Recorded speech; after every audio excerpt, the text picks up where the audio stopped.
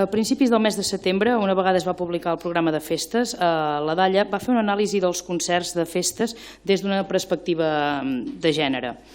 Faig un petit resum. Només 35 grups de música del programa, 26 analitzats, 18 eren només homes, 111 persones que formaven, 26 grups, 94 homes i 17 dones, i dels 35 grups del programa, 4 estaven formats exclusivament per dones i només hi havia 2 grups amb persones racialitzades. Aquests números vistos així fan posar vermell, sobretot si recordem que al març del 2019 aquest mateix consistori va aprovar una moció d'ERC per unes festes paritàries.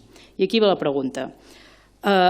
L'equip de govern, quins recursos, eines o indicadors ha facilitat o proporciona a la comissió de festes per revertir aquests números, per tenir unes festes més paritàries, ja sigui aquest any o de cara a futurs anys, quines eines es plantegen donar i quins recursos per revertir aquesta situació?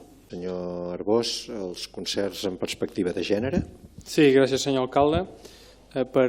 Parlarem molt ràpidament d'estadístiques de totes les formacions, que són 48, perquè hem de tenir en compte que per fes d'altura venen xarangues, venen copes, etc.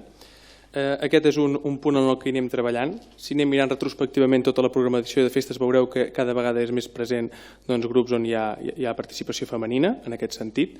Per dir xifres exactes, nosaltres sobretot ens basem en un sector on encara ara és majoritàriament format per homes, en tots els aspectes, no només parlem sempre quan ho calculem del que hi ha sobre l'escenari, sinó que també mirem tota la gent que hi treballa a l'equip tècnic del grup i després el manejament. En aquest sentit, el 68,75% dels grups que van venir a Olot tenien una formació mixta, d'acord? Per tant, hi havia com a mínim un integrant femení i un masculí en aquest 68%. Si parlem de xifres absolutes, doncs hi ha 13 grups que són només d'homes, 2 que són exclusivament de dones i 33 mixtes. Si ho comparem amb altres anys veurem que la tendència és molt positiva en aquest sentit i bàsicament hi ha una manera d'explicar-ho i és bastant raonable, almenys al nostre entendre des de la comissió que hi anem treballant i és un punt que cada vegada hi parem més atenció, i és que el mercat, lamentablement a dia d'avui, està conformat per gran majoria per grups que estan formats únicament per homes.